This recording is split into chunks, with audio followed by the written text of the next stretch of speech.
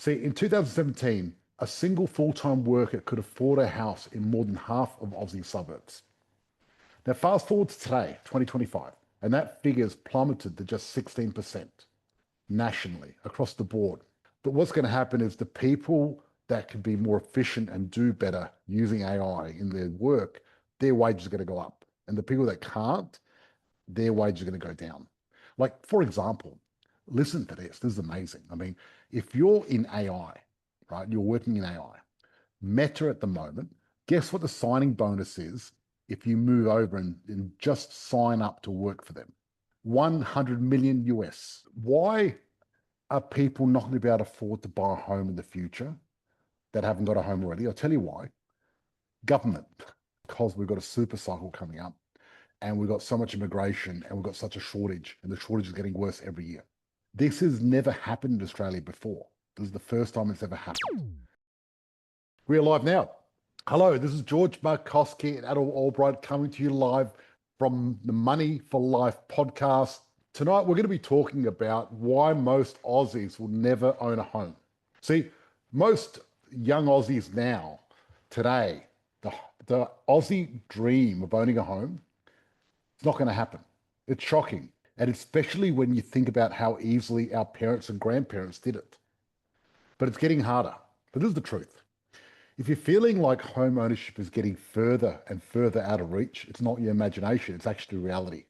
And importantly, it's not your fault. The odds have been stacked against you. I want to go through why this is, what's been happening, what's up for the future, and stay to the end because I'm going to pull back the curtain and then I'm going to show you what you can do about it, which is even more important. But before we do that, I'm going to show you the state of the nation and talk about what's happening and give you some stats and what's been happening here with home ownership. Have a look at the screen. There we go. Now look at this. The 15 most unaffordable housing markets in the world. Hong Kong is number one. Not surprising. But then look at number two. You got Sydney. Then you got San Jose. Don't even know where San Jose is. Do you know where that is, Adam? It's in the States, isn't it? San Jose? San Jose. See, it's not Jose, it's Jose. I can't even spell. Then we got Vancouver, Los Angeles, Adelaide, Honolulu, San Francisco, Melbourne, San Diego, Brisbane, London, Toronto, Perth, Miami.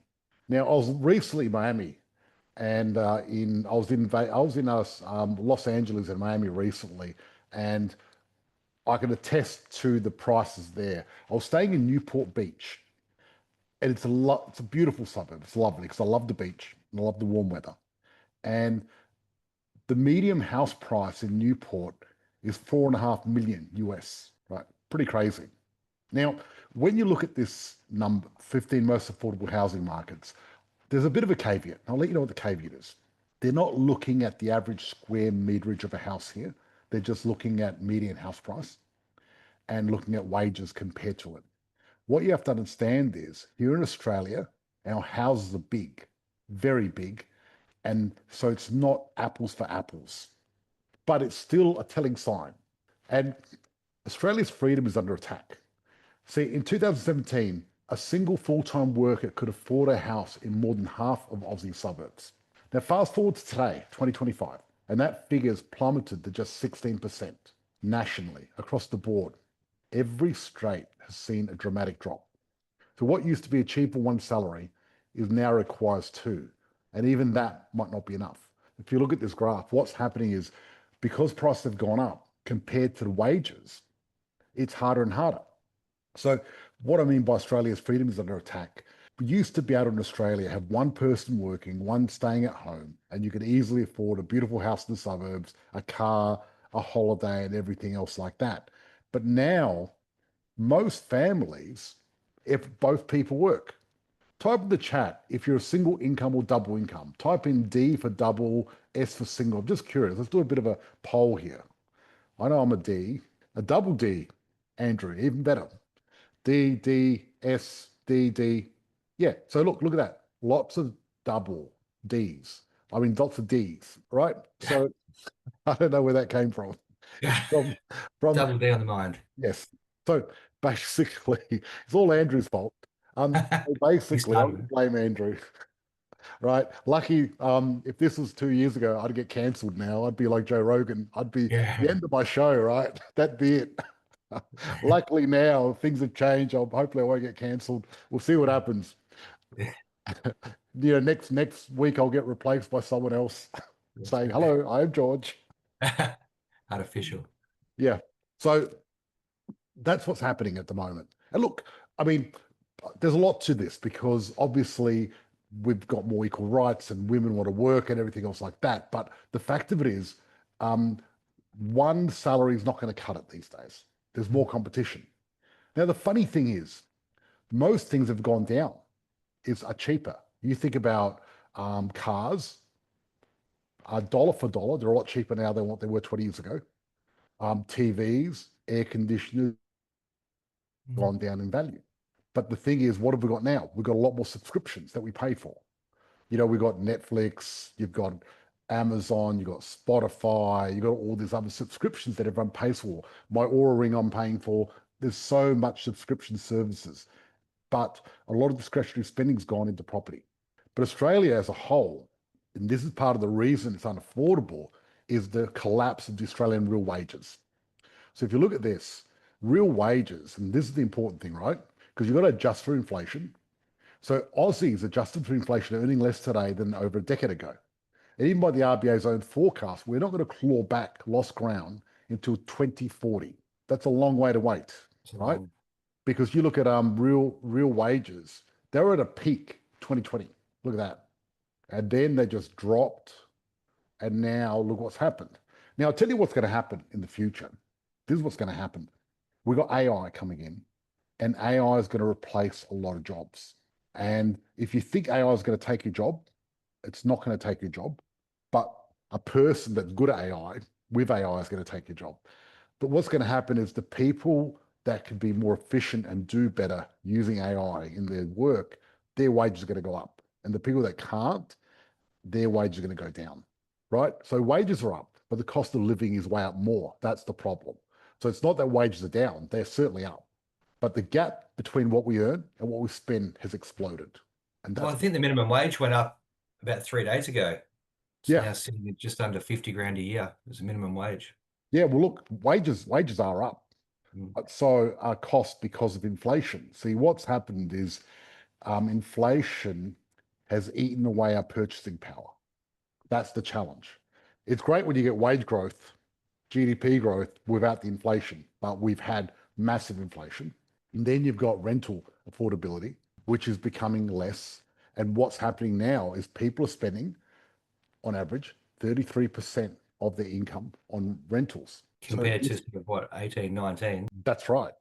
So you look at here, back in 2020, it was 26%. Yeah. But as you can see, it goes up and down, right? And you look at back in 2012, it was 31%, and now it's 33%.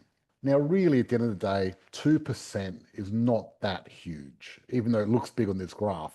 If you really looked at it by percentage wise, it's not that big, right? Does that make sense? But it's something to look at. It is. Yeah.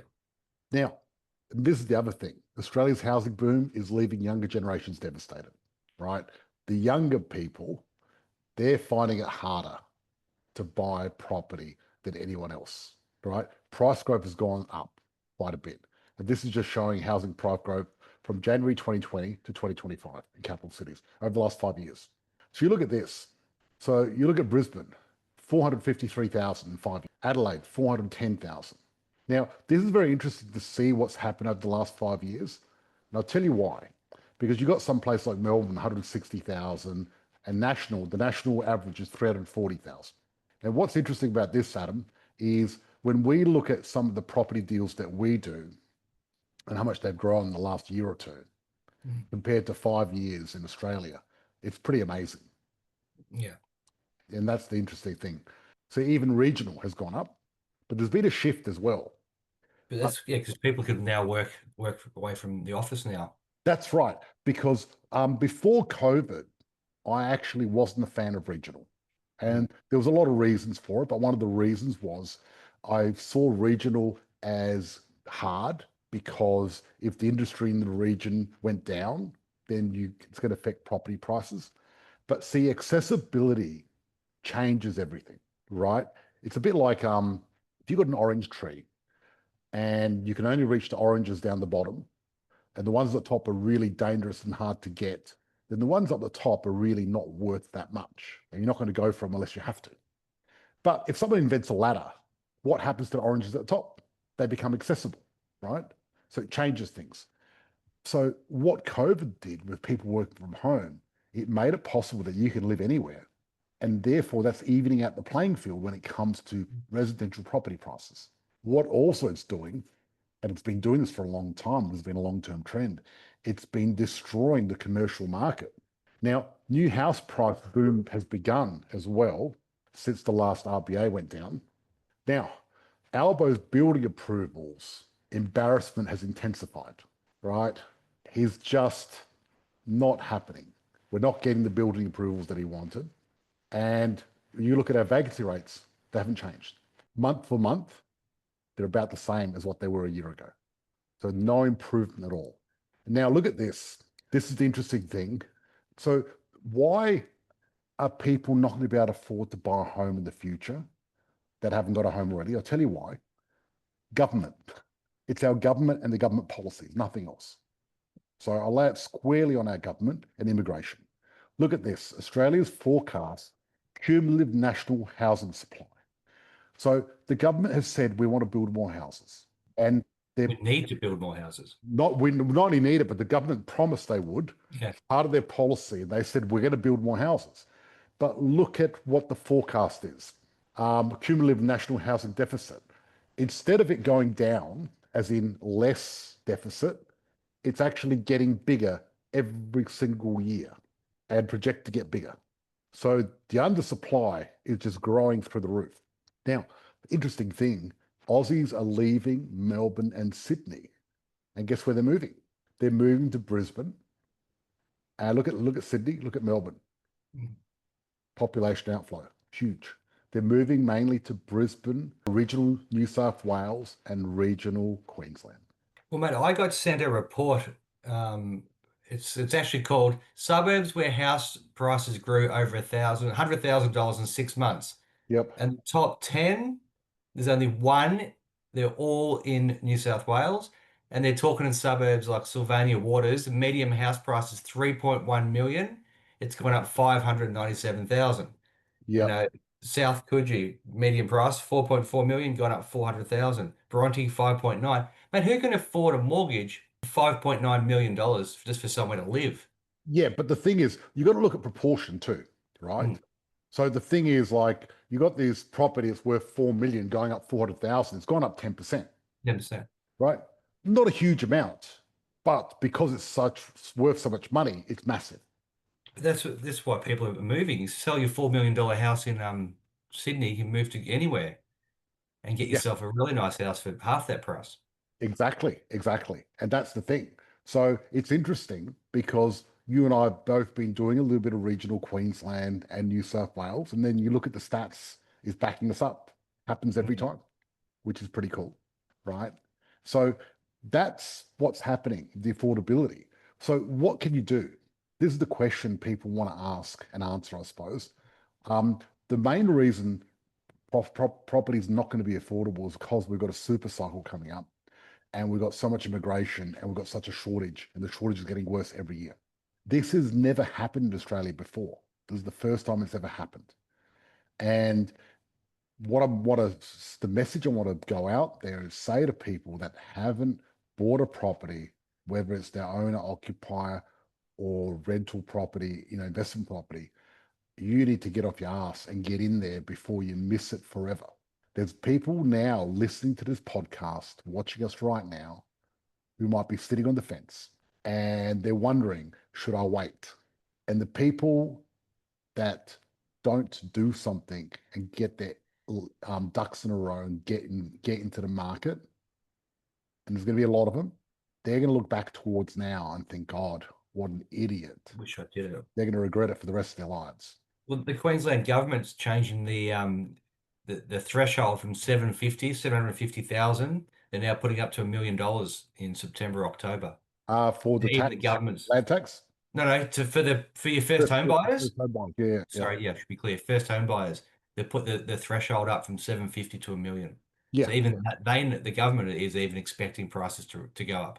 that's right. That's right. So this is what I suggest. The people that are watching the public channel, because we're going to go to our private group now and talk about some of our successes and what we've done.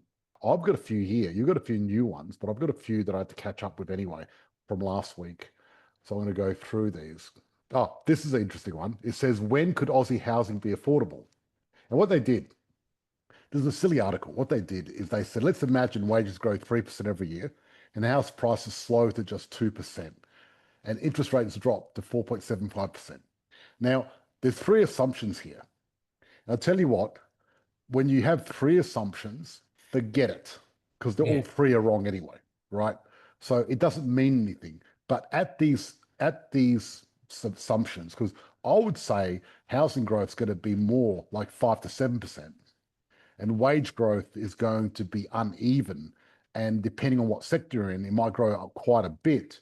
Like, for example, listen to this. This is amazing. I mean, if you're in AI, right, you're working in AI, Meta at the moment, guess what the signing bonus is if you move over and just sign up to work for them? Just have a bit of a guess, Adam. Like 5,000, $10,000. Yeah, so a lot higher than that. I'll tell you what the number is 100 million US. What do you mean? Okay, let's say you join Meta and work on their AI team, Yeah. your senior role. They pay you 100 million just to start the job with the company, To come over. just to come over from OpenAI or Google or wherever else you are, because there's a Yeah. lack of people, there's a lack of staff. So they're bribing people with $100 million paychecks, not the paycheck, just the signing bonus. That's Hmm. more than the F1 Formula driver. Isn't that amazing? Imagine the paycheck they'd be on as well. I reckon the paycheck's lower. I think it's just they're paying a lot to get them to move. Just Okay. massive incentive because if you pay them 100 million each every year, how many staff can you get? You Nah. you, How much you money have you couldn't got you in your couldn't you pot? couldn't do it. You couldn't do it. But I suppose if you spent, you've got, let's say you got 30 staff, there's $3 billion just to get a really good team on board. Mm. Now the thing is, at the moment, the current spending on AI, the investment is $1 billion a day. I believe that. That's It's huge. That's ridiculous. never seen anything like this. It's huge. It's big. So yeah, so these affordable. When will it be affordable in Australia? Sydney, not 2096. It's a long way away. Mhm. But the point is, it's not going to work that way. And what I suggest is, don't wait till 2096 or It 2066. won't happen. Invest now and do something because it won't happen. You're going to be priced out of the market. That's right. And that's just ridiculous. So I'm going to go through some member wins now before we end the podcast. Then we'll go to our private group and talk about some recent deals that we did over the last couple of weeks.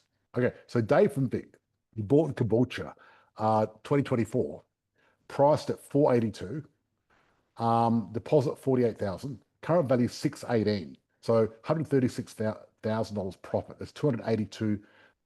Gibraltar. Yeah. Yeah. And now he's an orange belt. So what an orange belt means, that means you got your second property. Cameron bought for 495,000, Bannockburn. Now it's valued at 800,000. He's made 305,000 profit. Because you were talking before about Coogee, where a $4.5 million property went up 400 grand. Yeah. This is a $495,000 property going up 300 grand. Yeah. What a difference in return. It's not apples to apples. It's such a difference. Tara and Ross, they paid 549,000 Monopara. Now it's worth In 771. 24, that was only a year ago. Oh, yeah, that's what I'm saying. In 1 year, they've made 161 grand. Mm. Now, 161,000 for a deposit of 55 grand is pretty awesome. They're a brown belt, which that means they've probably got about 7 or 8 properties now, which is pretty amazing. And they've made Mm. nearly 300% return on that. And Charmaine, one of our coaches, she bought in Gapalaba, 419,000. That was 2020. Now it's valued at 819, 400,000. So it's basically doubled in less than 5 years. People that are watching live, type in hashtag own if you want to own a property, and my team will reach out to you or send me a DM. That's what you should do. And number two, educate yourself and learn about this before it's too late, because that's what needs to happen. Thank you, everyone. And I'll see you guys next Thursday. Next Thursday is the RBA. And look forward to having a chat about money, finance. And okay, guys, thank you so much. See you next week. Bye-bye.